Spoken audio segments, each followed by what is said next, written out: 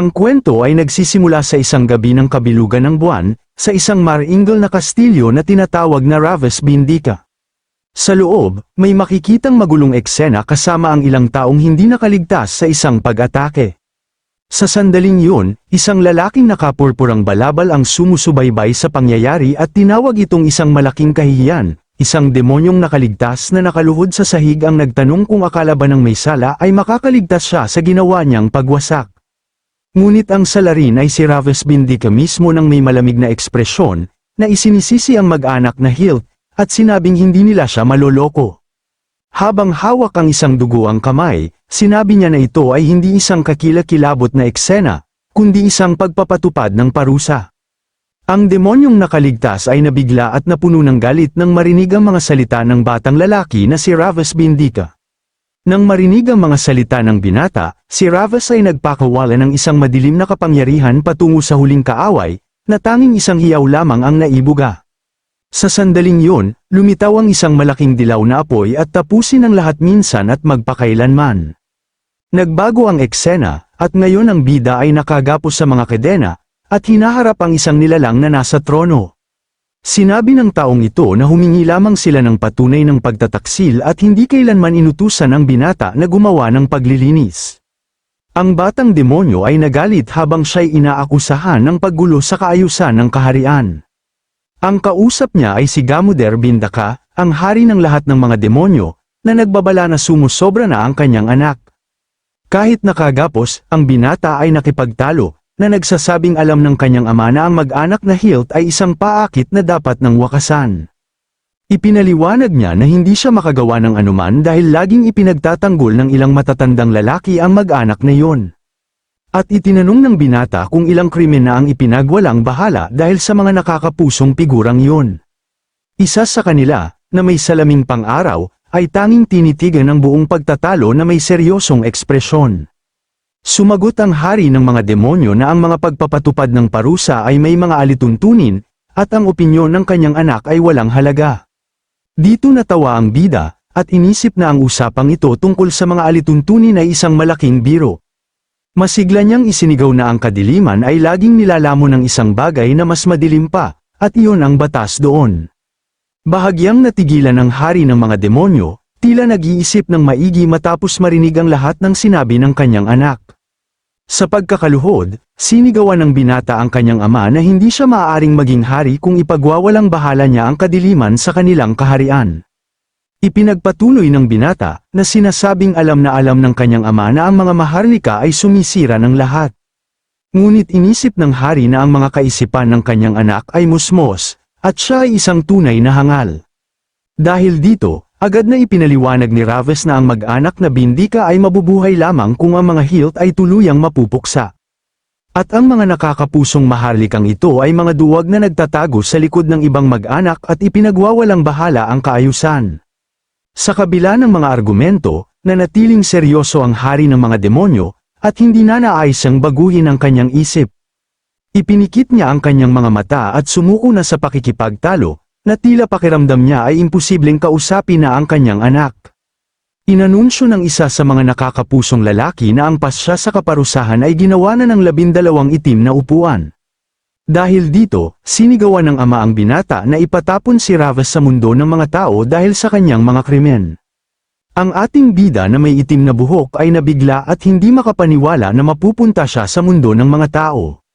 Lumingon ang binata sa kanyang ama at desperadong nagtanong kung seryoso ba siya tungkol dito. At ang hari ay tumalikod at sinabing sa selyohan ang mga kapangyarihan ng kanyang anak upang matuto siya ng leksyon. Sumubok ang bida na makawala sa kanyang mga kadena, na sinisigaw na hindi niya winasak ang kaluluwa ng sinumang kanyang pinatumba. Kaya nawalan na ng pasensya ang hari at inutusan ng mga gwardya na ipatupad agad ang hatol. Ang mga nakakapusong lalaki ay nagsimulang gumawa ng isang mahiwagang spell habang ang binata ay nawawala ng pag-asa. Ang isa sa kanila ay gumamit ng pink na enerhiya at lumikha ng ilang mahiwagang bilog upang simulan ang pagpapatapon. Ngunit dahil dito, tumama ng diretso ang kapangyarihan sa binata, na tanging isang hiyaw ng sakit ang naibuga mula sa atake. Lumapit ang isa sa mga nakakapusong lalaki at binigyan ng masayang paglalakbay ang kahabag-habag na prinsipe. Ito ang lalaking may salaming pang-araw, nang umiti at nagsabing aalagaan niya ng mabuti ang lugar sa kawalan ng isa. Nilamon ng pink na enerhiya ang demonyo ng buong lakas, na nagpahirap sa kanya habang siya'y ipinatapon. Sumunod, ipinaliwanag ng isang screen na nahatulan na si Raves at mayroon siyang 3 alituntunin na dapat sundin sa mundo ng mga tao. At kung sakaling siya'y lumabag sa alinman sa mga alituntuning ito, ang kanyang kaluluwa ay tuluyang mawawasak. Biglang nagising ang bida na nabigla at hingal, para bang mula sa isang bangungot. Umupo siya sa kama at tumingin sa paligid, sinisikap na maunawaan kung nasaan siya at kung ano ang nangyari. Tiningnan ng binata ang kanyang sariling mga kamay at napagtanto na hindi na yun ang mga kamay ng isang demonyo. Ang kanyang matatalas na mga kuko ay nawala, at ngayon ay may normal na mga kamay siya tulad ng sinuman. Dahil dito, sa wakas ay naunawaan niya, at napagtanto niya na ang kanyang pagpapatapon ay totoo.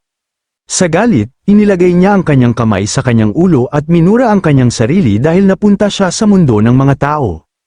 Naalala niya ang lalaking may salaming pang-araw at ipinangako na bubunutin niya ang mga sungay ng Tridor na yun.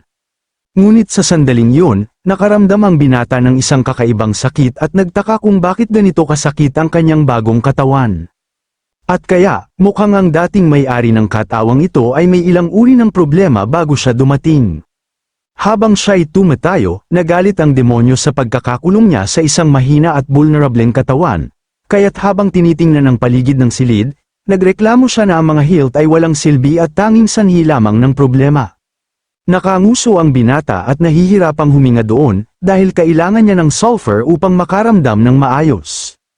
Sa sandaling yun, binuksan ng isang batang babae ang pinto ng silid tulugan at nagtanong kung ano ang ingay na kanyang narinig. Tinawag niya ang binata, na nalilito at hindi nauunawaan kung sino ang kumakausap sa kanya.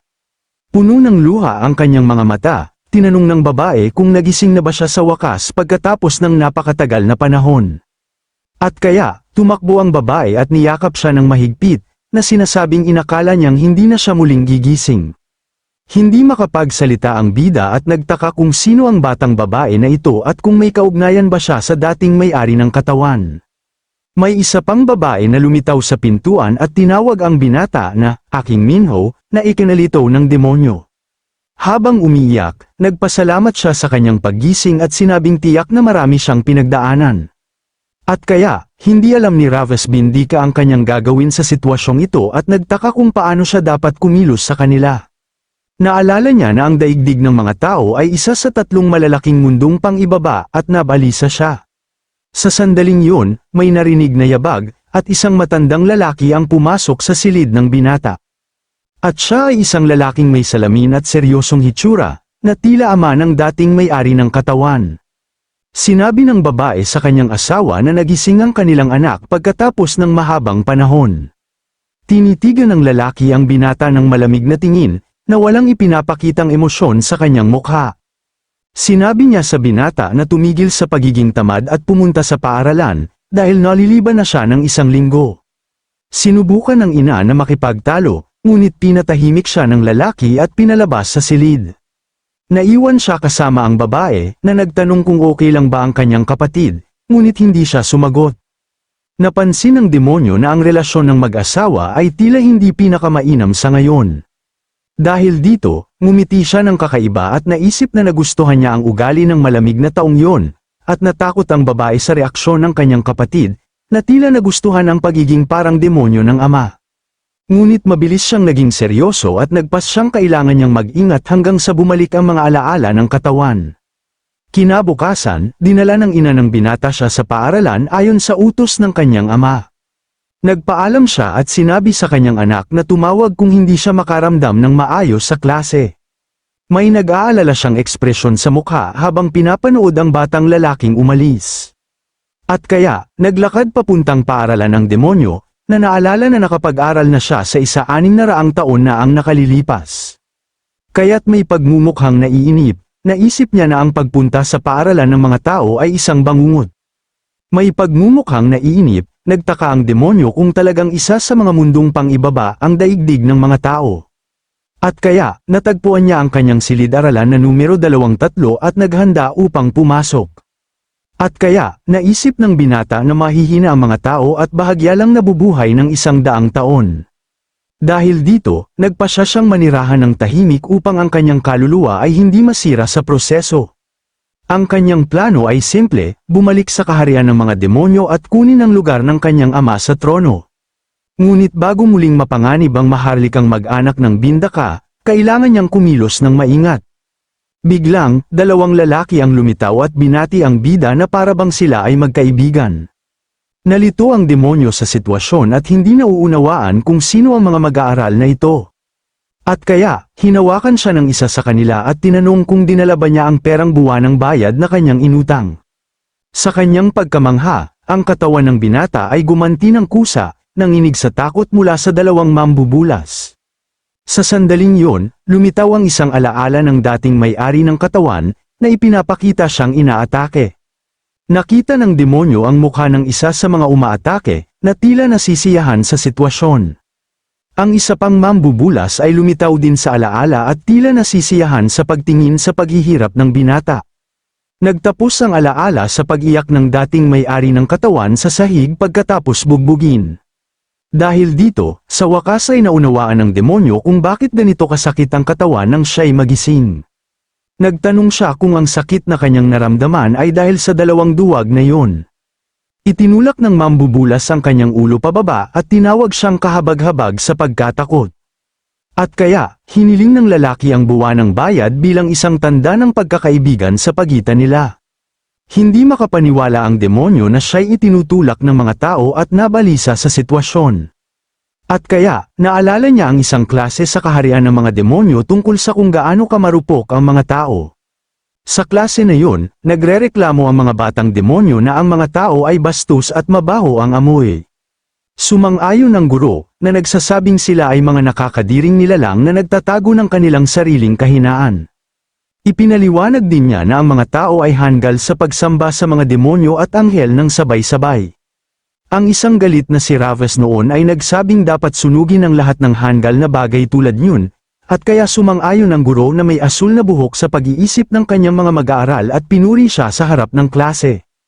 Kaya't may pink na kapangyarihan, inutusan niya ang klase na durugin ang kabastusan ng anumang taong kanilang makakasalamuha. Bumalik sa kasalukuyan, nagalit ang demonyo at hindi makapaniwala na may taong humahawak sa kanya. Ang mambubulas na may ilaw na buhok ay ginambala, nag-scroll sa kanyang telepono, at hindi napansin ang reaksyon ng isa. At sa sandaling yun, mahigpit na hinawakan ng bida ang braso ng mag-aaral na humahawak sa kanya. Ipinagsapok ni Raves ang mukha ng mapanalakay sa mesa na iniisip na ang mga tao ay talagang mga hanggal. Nabigla ang isa pang mambubulas at sinabi sa demonyo na pakawalan ang kanyang kaibigan sa oras na yon. Puno ng galit, sinigawan ng mag-aaral at tinanong kung baliw na ba ang kanyang kaklase. Sa sandaling yon, ang mata ng bida ay nagningges ng pula at nabigla siya na ang kanyang mahiwagang kapangyarihan ay gumanti.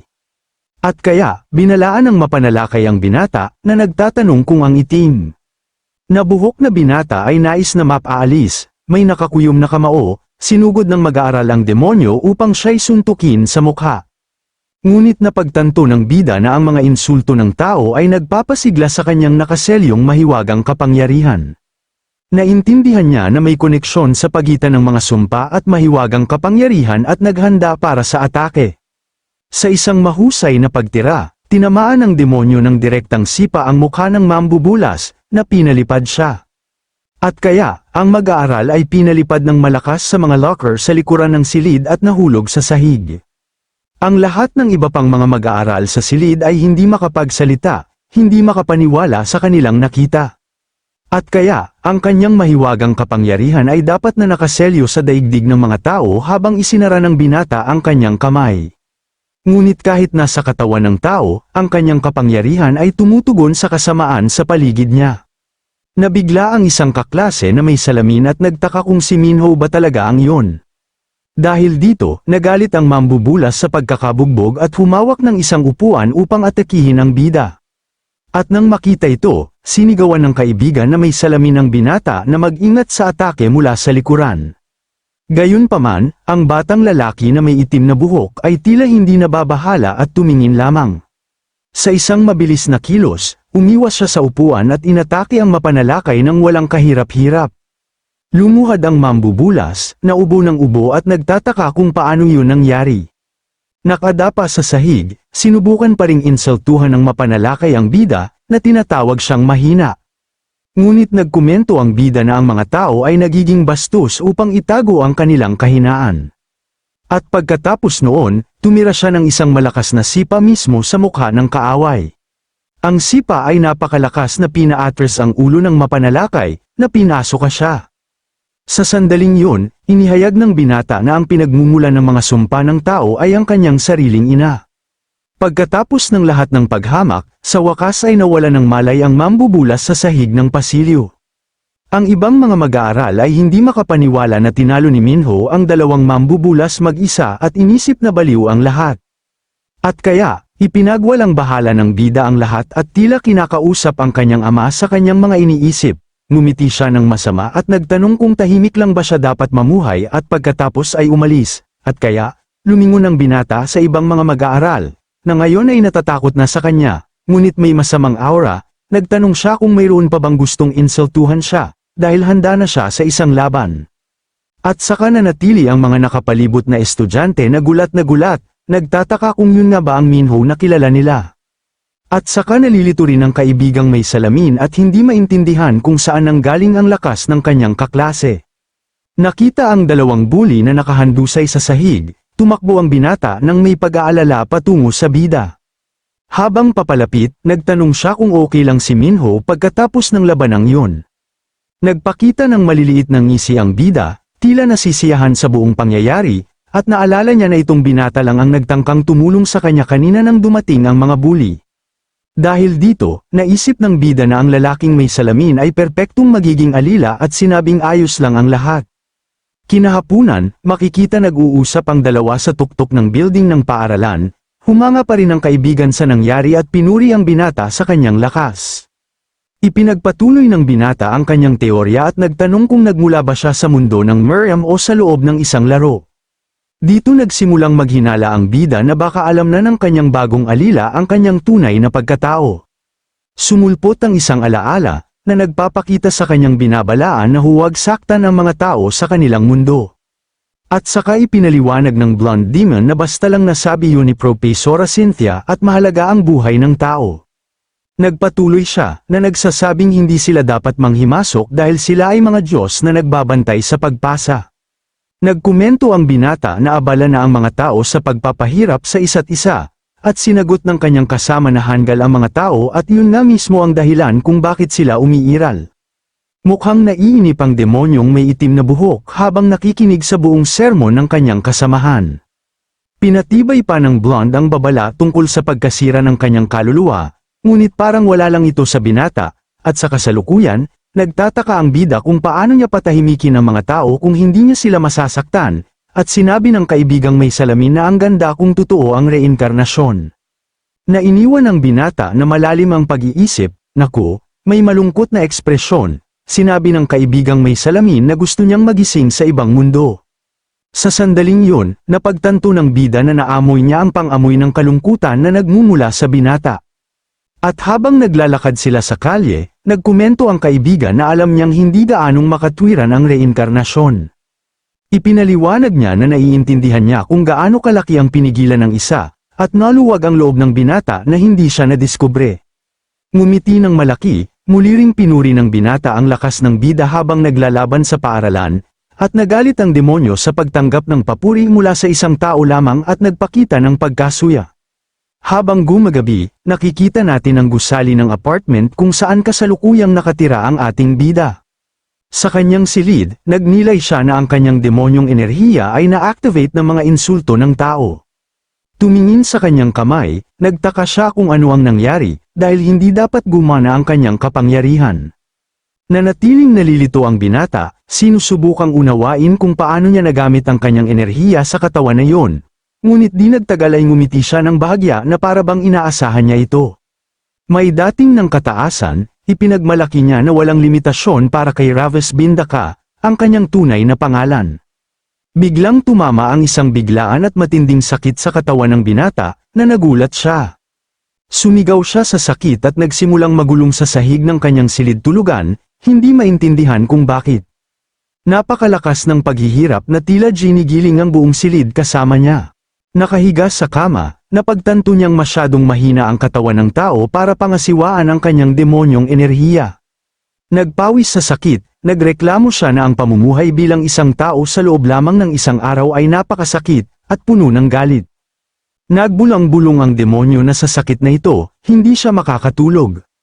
Ngunit ilang sandali lamang, tulog na ang binata at malalim ang paghihilik sa kanyang kama. Mabilis na lumipas ang gabi, at sa madaling panahon nagsisimula ng magbukang liwayway ang isang bagong araw sa abot tanaw. Lumipas ang isang bagong araw sa paaralan, at ang araw ay naglulubog na sa abot tanaw.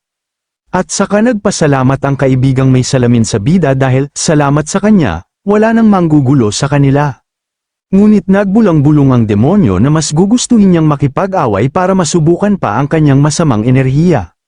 Sa sandaling yun, may tumawag sa pangalan ng binata, at ang kanyang kaibigan ay napigtalan agad. Lumingon ang batang may itim na buhok, hindi lubos na nauunawaan kung ano ang nangyayari. At saka, lumitaw ang isang bagong grupo ng mga bully, at tinanong ng pinuno kung siya ba ang nanggulo sa kanyang kapatid. Nagreklamo ang mananakit na pinuprotektahan niya ang binata, at bilang kapalit, binayaran siya ng pagtataksil na ito. Natakot ang kaibigang may salamin sa sitwasyon, ngunit nanatiling kalmado ang bida. Nakaririnig pa ng mga insulto, nasabik ang demonyo at kinumpirma na siya ngayon. Dahil dito, tinawag siya ng bully sa isang sulok, at malugod na tinanggap ng binata ang imbitasyon. Dumating sila sa isang mas liblib na lugar, na parang isang inabandonahang konstruksyon. Doon, pinagalitan ng kuya ang nakababatang kapatid dahil tinalo siya ng isang mahina. Nagtatago, tinanong ng kaibigang may salamin ang bida kung ano ang dapat nilang gawin ngayon, at saka lumapit ang pinuno ng mga bully at sinabing hindi niya ito palalampasin, o magmumukha siyang masamang kapatid. Tapos tinusok-tusok niya ang noo ng bida at nagtanong kung itinuro ba ng kanyang ina na maging ganito. Nagpatuloy ang mananakit sa pag-provoke, at nagtanong kung itinuro ba sa kanya na suntukin ang kanyang mga kaibigan. Nang may madilim ng ngiti, sinagot ng binata na oo, yun mismo ang itinuro sa kanya. Nainis ang bully sa nakakainsultong sagot ng binata at tinawag siyang paslit. Galit na galit, itinaas ng mananakit ang kanyang kamay upang sampilan ang bida, na tila tumatawa. Gayunpaman, madaling pinigilan ng binata ang suntok nang walang anumang pagsisikap. Habang kumikinang ang kanyang mata ng pula, sinabi niya na ang mga sumpa ng kanyang ina ay palaging kaaya-aya. Pagkatapos ay pinaikot niya ang braso ng mananakit nang may kahanga-hangang lakas. Sumigaw ang bully sa desperasyon at sakit habang ang kanyang mga kaibigan ay nanunood lamang sa eksena, natatakot. Pagkatapos ay pinasalamatan ng binata ang kanyang ina dahil pinahintulutan niyang magdala ng maraming lason ang dila ng tao.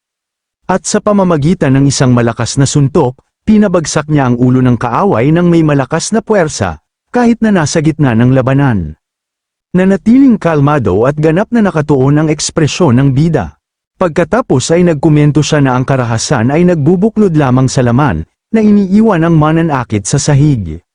Ngunit ang isang bulok na tinig ay naglalamon sa kaluluwa, at patuloy niyang inaatake ang kaaway ng walang awa. Nakita ang kanilang pinuno na nabubugbog, naging galit ang nakababatang kapatid at ang iba pang mga bully. Samantala, pinapanood ng kaibigang may salamin ang lahat mula sa malayo, na lubos na natatakot. At saka sumigaw ang mananakit sa kanyang mga kaibigan na huwag lang tumayo at atakihin ang bida. Napagtanto ng batang may itim na buhok na aatakihin na nila siya bilang isang grupo ngunit hindi siya natakot, at kumikinang ang kanyang mata, at sinabi niya na mas mabuti pa ang labanan ang mas maraming tao. At dahil ang mas malaking kapangyarihan ay naipon laban sa mas malaking kasamaan, at sumugod siya sa lahat ng ito, gumalaw ang demonyo ng may liksi at madaling tinalo ang buong grupo ng mga bully. Nagtatago, patuloy na sumisigaw ang kaibigang may salamin sa desperasyon sa marahas na eksena. Nagtapos ang labanan sa kisap mata, na ipinapakita ang kataasan ng ating bida. Matapos tapusin ang lahat ng mga mananakit, pinalawig ng binata ang kanyang pagod na kamay. Binalingan niya ang mga natalong kaaway at naglabas ng mahabang buntong hininga ng kasiyahan. Tumingin sa natalong pinuno, sinabi ng bida na ang labanang iyon ay napakasariwa. Nagnilay ang bida sa kanyang tiyuhin na nagregalo sa mga tao ng karahasan. At ngayon naiintindihan niya ang dahilan ng regalong ito. Biglang nakita siya ng isang kaklaseng may salamin sa ilalim ng isang spotlight na nagpapasalamat sa kanyang tiyuhin at tinawag siya sa kanyang pangalan ng tao, Minho. Nang may kasiyahan ng ngiti, pinagmasdan ng binata ang sitwasyon habang may isang bagay na kumikinang ang mga pulang mata na nag-espe sa kanya mula sa malayo. Pagkatapos ay ipinakita ng nilalang na ito ay isang mapang aming, mukhang daga, na lumitaw mula sa isang butas sa dingding upang panoorin siya. Kumikinang ang mga pulang mata nito habang itinutuon ang paningin sa binata na nakatalikod sa nilalang. Mula sa pananaw ng hayop, sinabi ng ating karakter na matagumpay na nakumpleto ang inutang na gawain at itinaas ang kanyang mga braso bilang pagdiriwang. Lumipat ang eksena sa isang madilim na lugar kung saan pinapanood siya ng kanyang tiyuhin sa pamamagitan ng isang projection, kasama ng isang nakapalambong na figura. Ang paa ng mas matandang demonyo ay nasa ulo ng isang asul na nilalang, na nagpapakita ng kanyang kataasan sa lugar. Nakaupo sa kanyang trono, nagkomento siya na may ngiti na tila nasisiyahan ang kanyang pamangkin sa regalong natanggap niya. Dahil dito, binanggit ng nakapalambong na figura ang Blood Mana Stone na inilagay sa mata ng binata sa halip na isang taboo stone, nagpapakita ng pulang salamin. Nagtaka ang tao kung gaano katagal makakaya ng batang demonyo. Samantala, bumalik sa mundo ng tao, napakakumpiyansa ng binata na may ngiti sa kanyang mukha sa ilalim ng kulay kahel na kalangitan.